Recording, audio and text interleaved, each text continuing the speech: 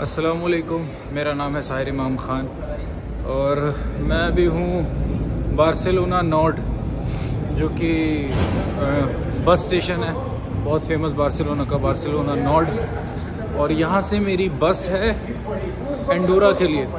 अब एंडोरा क्या है, एंडोरा के बारे में कुछ स्पेशलिटीज़ मैं बताता हूँ आगे वहाँ पहुँच के। तो ये है बस एंडोरा जो जाएगी 7:30 बजे जाएगी यहाँ से। देखो टाइम डिस्प्ले हो रहा है और अभी हो रहा है 7:20। अभी तक बोर्डिंग स्टार्ट नहीं हुई है, मैं खामखा डर रहा था। तो एंडोरा जो है एक माइक्रो नेशन है, यानी कि वो एक कंट्री है बहुत छोटी सी, फ्रांस और स्पेन के बीच में, ठीक है। और इस कंट्री की ना कोई वीज़ा पॉलिसी है, ना इस कंट्री के यहाँ कोई एयरपोर्ट है, ना कोई रेलवे स्टेशन है। तो इसका मतलब ये है कि अगर आपको वहाँ जाना है तो आपको शेंगन वीज़ा लगेगा। आप कोई भी शेंगन स्टेट में एंटर किए बिना एंडोरा डायरेक्ट पहुँच ही नहीं सकते, ठीक है। अब एंडोरा की हिस्ट्री पे आ जाते हैं। एंडोरा जो है आज से कई साल पहले जो था, फ्रांस का एक रूलर था जिसने ना उस एरिया को बफर जोन बनाया था मुस्लिम्स को फ्रांस से दूर रखने के लिए, ठीक है। उसको ये डर था कि कहीं इस्लाम फ्रांस में भी ना फैल जाए, तो उसने वो बफर जोन रखा था। तो ना बफर जोन वो होता है, ना वो फ्रांस का हिस्सा था, ना वो स्पेन का हिस्सा था। तो करते करते वो एक इंडिपेंडेंट नेशन का फॉर्म ले लिया। खैर उसके में फिर बहुत लड़ाइयाँ हुई, सब कुछ हुआ। अब मैं बताता हूँ अगर आपको एंडोरा जाना है तो आप कैसे जा सकते हैं। देखिए आपके पास दो तरीका, इधर आप फ्रांस से जा सकते हैं, फ्रांस में बड़ा शहर है टुलूज़ से आप एंडोरा जा सकते हो, या फिर आप स्पेन से जाओ तो बार्सिलोना से, ठीक है। यही दो शहर है जहाँ से बस ऑपरेट होती है। वो टैक्स फ्री नेशन भी है एंडोरा, जहाँ पे मतलब समझें आपकी पेट्रोल हो गया, फ़ोन्स हो गए, लैपटॉप्स हो गए, हर चीज़ बहुत ज़्यादा सस्ती है। इसलिए जो बॉर्डर पे लोग रहते हैं ना, वो अपनी गाड़ी लेके चले आते हैं पेट्रोल वगैरह भराने। सिगरेट्स, शराब तो ऐसी सस्ती है दोनों जगह। खैर वो मैटर नहीं है, मैं बता रहा हूँ कि मैंने ये बुक कैसे की अल्सा बस। देखिए अल्सा बस मैंने बुक की थी 30 यूरो की, वन वे। लेकिन उसकी एक पॉलिसी, अगर आप सेम डे पे सेम प्लेस पे वापस रिटर्न आते हो तो आपको जो रिटर्न टिकट है वो 5.5 यूरो की पड़ेगी। यानी कि 30 यूरो जाने का हुआ और वापसी का 5.5 यूरो। तो मुझे टैक्स वैक्स मिला के 36 यूरो का अप एंड डाउन पड़ गया, ठीक है। और मेरे पास 4 या 4.5 घंटा होगा एंडोरा में, तो थोड़ा बहुत आसपास घूमूंगा, मार्केट्स वगैरह विजिट करूंगा। ले आगे बस में मैं बैठ जाता हूँ यहाँ पे।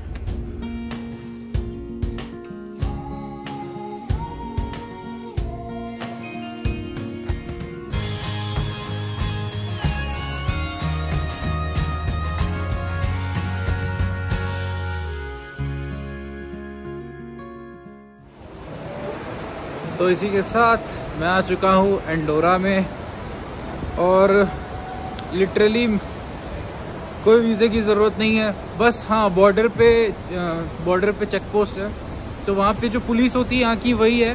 वो बस में आते हैं, आपसे पासपोर्ट आपका पूछते हैं। बस ये आपने ध्यान रखना है कि एक वैलिड शेंगन वीज़ा हो, क्योंकि वो वीज़ा चेक करता है, ठीक है। एंडोरा का वीज़ा तो नहीं होता है, लेकिन फ्रांस का, जर्मनी, स्पेन कोई भी एक वीज़ा होना चाहिए। क्या खूबसूरत ये जगह है, देखो। ये भी बस स्टॉप है, ये पता नहीं, मैं नहीं कहता नदी है, क्या पता नाला हो, लेकिन ये देखो पहाड़, क्या खूबसूरत से पहाड़ हैं। ये बस स्टैंड है यहाँ का। अच्छा एक और चीज़ हुई, यहाँ आते ही जो है मेरा एयरटेल का इंटरनेशनल रोमिंग है, तो उसमें मैं कहीं भी ट्रैवल करता हूँ तो वो वही रोमिंग पैक चलता है। लेकिन यहाँ पे आते ही वो टावर बिल्कुल ज़ीरो हो गया। अब रीज़न ये है कि जो 170 कंट्री एयरटेल देता है अपने रिचार्ज पे इंटरनेशनल, उसमें एंडोरा नहीं आता है, और एंडोरा शेंगन नहीं है, तो भाई इसका ध्यान रखना। लेकिन अल्लाह का शुक्र है यहाँ पे फ्री वाईफाई था, तो मैंने अभी उस पर साइन इन कर दिया है। तो मैं अभी घर पे कॉल वगैरह कर लेता हूँ, क्योंकि मुझे पता है काफ़ी देर तक नेट नहीं रहने वाला है, और फिर मैप्स भी यूज़ करना है, तो ये मसला पड़ गया यार। अभी मैप्स कैसे यूज़ करूँगा मैं? चलो देखते हैं, लेकिन कुछ ना कुछ हल निकल आएगा।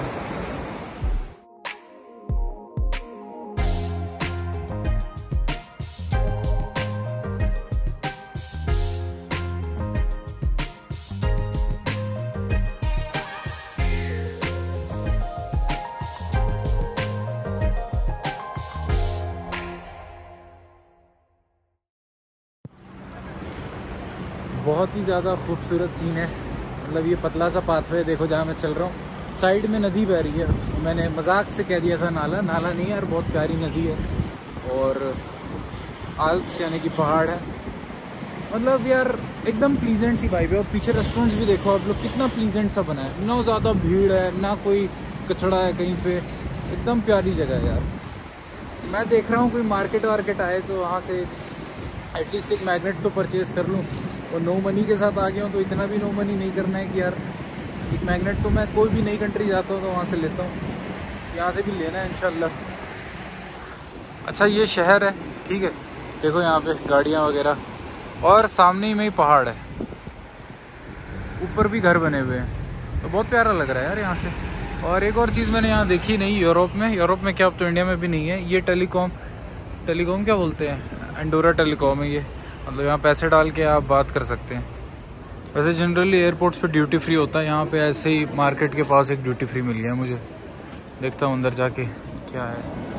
तो मेरे एक फ्रेंड है जिन्होंने मुझसे पहली सिगरेट मंगाई थी दिल्ली से जब मैं आ रहा था, तो लोग मुझे पूछते रहते भाई कितनी सिगरेट पीते हो, मैं नहीं पीता, तो अभी उनके लिए फिर से मैंने सिगरेट ली है। तो एक कैमल का कार्टन है 10 पैक वाला और एक मालबोरो रेड का 10 पैक वाला कार्टन है। ये पड़ा करीब 79 यूरो या फिर 80 यूरो पकड़ के चलो, 80 यूरो। इतना ही अगर मैं फ्रांस में सिगरेट लेता ना तो ये मुझे फ्रांस में पड़ती करीब 400 यूरो से ज़्यादा पड़ती।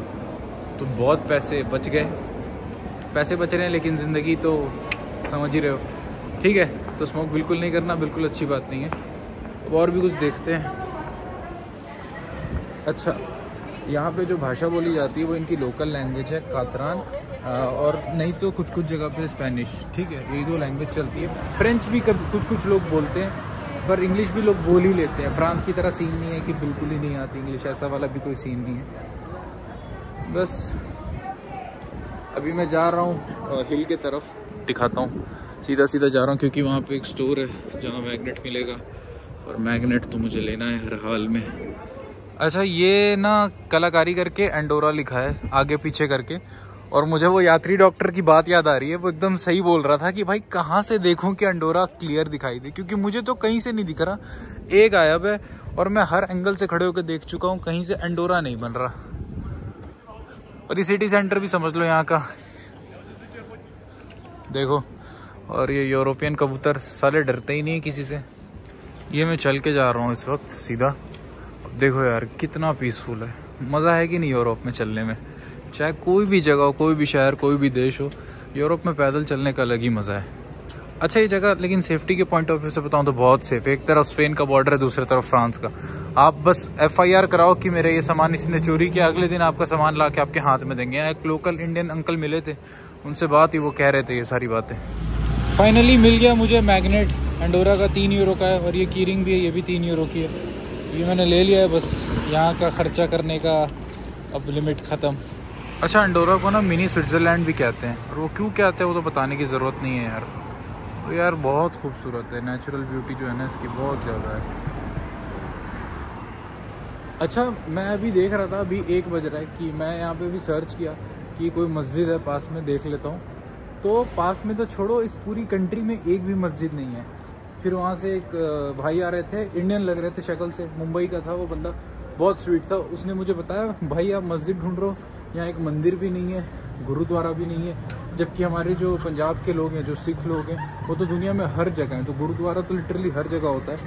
तो मुझे बड़ा हैरानी हुई यार, मंदिर भी नहीं है, गुरुद्वारा भी नहीं है, मस्जिद भी नहीं है। और वो बता रहा था कि यहाँ के जो लोग हैं 95% से ऊपर जो है रोमन कैथोलिक्स हैं, थोड़े से जो है प्रोटेस्टेंट्स हैं, और उसके बाद ज्यूज़ हैं, फिर मुस्लिम्स तो 1000 से भी कम है, ठीक है। और यहाँ के लोग इसको पसंद नहीं करते कि कोई दूसरा रिलीजन है, दूसरा कल्चर है, ये अपना ही कल्चर प्रमोट करते रहना चाहते हैं। अच्छा, ऐसा नहीं है कि यहाँ पे मस्जिद बनाने की कोशिश नहीं की गई थी।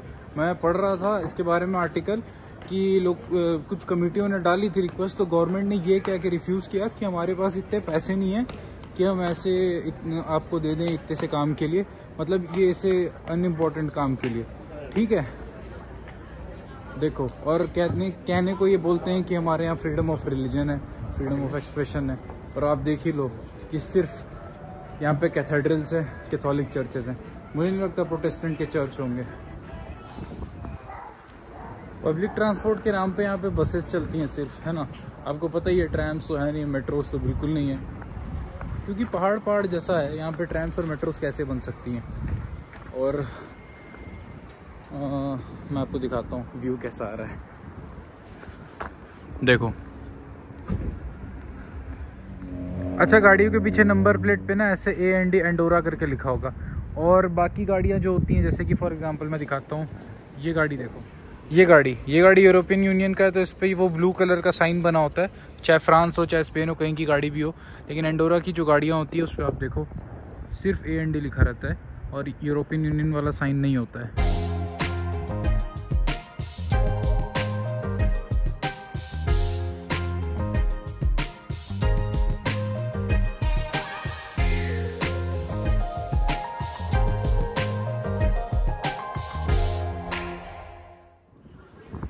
अच्छा, ये जो है एंडोरा टैक्स फ्री भी है, माइक्रोनेशन है, तो जितने बड़े बड़े ब्रांड्स हैं ना वो यहाँ पे अपनी बड़ी इन्वेस्टमेंट करते हैं। इसलिए यहाँ पे ना कोई भी आपको शॉप मिलेगी वो ब्रांडेड ही होगी, है ना।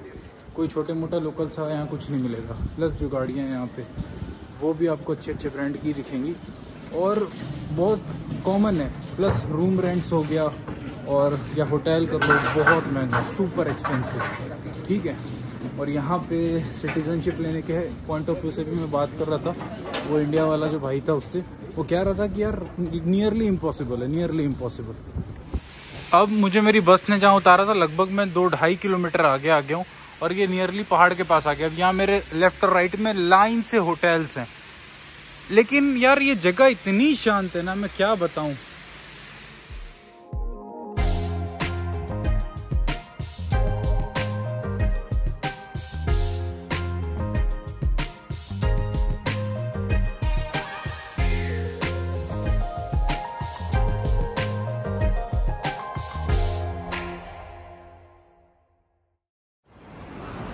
बस अभी टाइम तो बहुत था मेरे पास, तो मैं सोचा एक्सप्लोर करते हैं। करते करते मैं आ गया हूँ पहाड़ वाली साइड पे। यहाँ मैं चढ़ रहा हूँ, देखो किस तरह से यहाँ का आर्किटेक्चर है यार, पतली सी गली है, बहुत मज़ा आ रहा है। बस दिक्कत एक चीज़ की है कि मैं जहाँ पे भी जा रहा हूँ मुझे याद रखना है कि मैं कहाँ जा रहा हूँ, because Google Maps are not working, because मेरा एयरटेल का काम नहीं कर रहा सिम, और वाईफाई के जो स्पॉट्स है वो बहुत थोड़ी थोड़ी जगह पे, तो वो चीज़ का भी ध्यान रखना होगा। लेकिन जो मज़ा आ रहा है ना यहाँ पे चलने में, मैं बता नहीं सकता। मैं सोच रहा था एंडोरा की वीडियो क्या ही बनेगी, लेकिन अब मैं सोच रहा हूँ कि यार इसको कितना छोटा करूँ, ये तो जाएगी आधे घंटे तक। यार मैं चलते चलते ऊपर चढ़ते चढ़ते 8 किलोमीटर और आ गया हूँ आगे। तो देखो पीछे का, सिर्फ सीनरी इंजॉय करने, क्योंकि अभी मेरी बस को वापस जाने में करीब करीब 3 घंटा और है। जब तक मैं चलता हूँ और ऊपर जाऊँगा, देखता हूँ कैसा होगा। अच्छा, मुझे आइडिया नहीं है कि अभी आगे और कितना दूर तक ऐसे पैदल चलने के लिए ओपन है, लेकिन ये चढ़ाई है, थकान तो हो रही है, जाहिर सी बात है। ये गाड़ियाँ आप देख रहे हो कि पार्क है, जो उधर वाला साइड है उस वहाँ पानी गिर रहा है, कहाँ से पता नहीं आवाज़ आ रही है।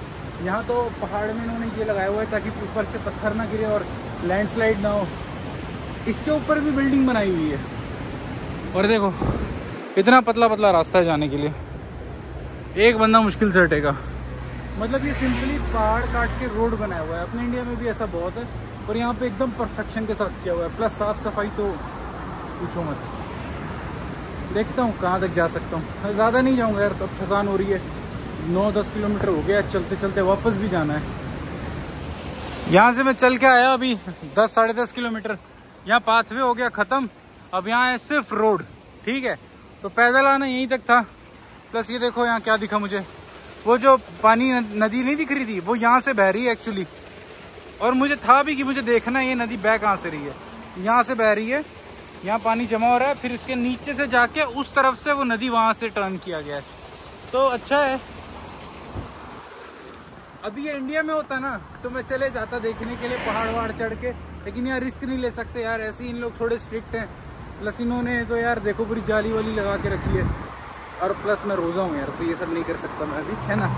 तो मैं चलता हूँ वापस, और कुछ खूबसूरत नज़ारे होंगे तो मैं ज़रूर कैद करूँगा कैमरे में और आप लोगों को दिखाऊँगा। और मैं तो आते ही बोला था कि यार यहाँ ये वर्थ नहीं होगी शायद विज़िट करने के लिए। मेरे 3,500 रुपये वसूल हो गए यार, उतने की ये 36 यूरो 3,500 रुपये करीब बनते हैं यार, पूरे वसूल हो गए। सच कह रहा हूँ, मुझे बहुत मज़ा आया। मिनी स्विट्ज़रलैंड इसे ऐसे नहीं कहते हैं, इसमें पूरी फील आ रही है। अब क्योंकि मैं उल्टा जा रहा हूँ, उतर रहा हूँ, तो आराम आराम से, अब पैरों में दर्द नहीं हो रहा, अब आराम आराम से उतर रहा हूँ। मैं उस साइड जाने की कोशिश करता हूँ, ऐसे ज़ेब्रा क्रॉसिंग नहीं है और ये रिस्की हो सकता है। खैर इसकी है भाई, ऑब्वियसली हो क्या सकता है।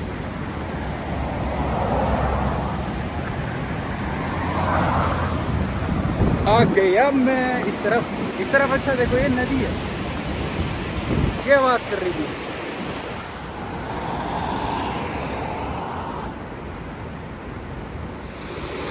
यार ये बहुत प्यारा लग रहा है यार, काश ये जाने देते ना वहाँ पे, तो मतलब अंदर नहीं जाना था मुझे, बस छूना था एक बार पानी और यहाँ खड़े हो सकते हैं, पर ये अभी बंद है। यार मैं मजाक कर रहा हूँ, मैं ऐसी कोई हरकत नहीं करूँगा, आप लोग भी मत करना, ये बहुत रिस्की हो सकता है, बहुत ज़्यादा बहाव है पानी का। अच्छा वो देखो, ये ना एक म्यूज़ियम जैसा इन्होंने बनाया कि पुराने ज़माने में लोग कैसे रहते थे उसके वैसा वो म्यूज़ियम है। उसका एंट्री चार्ज शायद 20 या 25 यूरो है, लेकिन इस वक्त वो म्यूज़ियम बंद है, वरना मैं ज़रूर देखता। पूरा पुराना जैसा ही छोड़ा है, नया बिल्डिंग नहीं बनाया है, पत्थर से बने हुए घर हैं, प्लस सीढ़ियाँ हैं जैसे कि पहले के लोग। ये पूरा असल में पहाड़ था ना, इसमें बाहर से गुलामों को ला ला के बाहर का वेल्थ चुरा के यहाँ पे बना दिया गया। ठीक है, मुझे नहीं पता वाकई चोरी की थी लोगों ने कि नहीं, पर मैंने ऐसे कह दिया है, सीरियस मत लेना, नो ऑफेंस।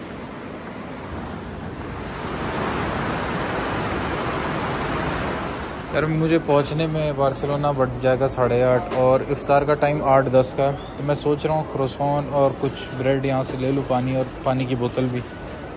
मुझे तो ये वाला सही लग रहा है, एक ये वाला और एक वो 2 यूरो वाला, बस 2 क्रोसॉन में हो जाएगा। बाकी पहुँच के इंशाल्लाह चिकन बनाऊँगा।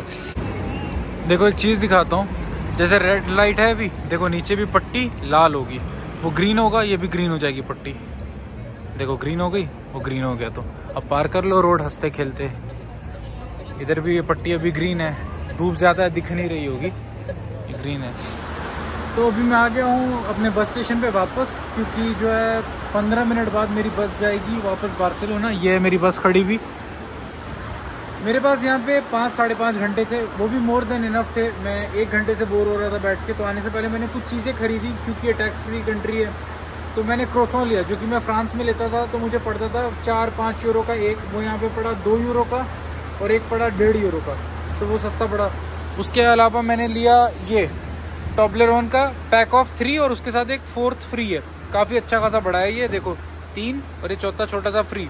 ये पड़ा 13.5 यूरो का, और ये 2 बोतल छोटा पानी और एक कोक, ये पड़ा मुझे 2.5 यूरो का।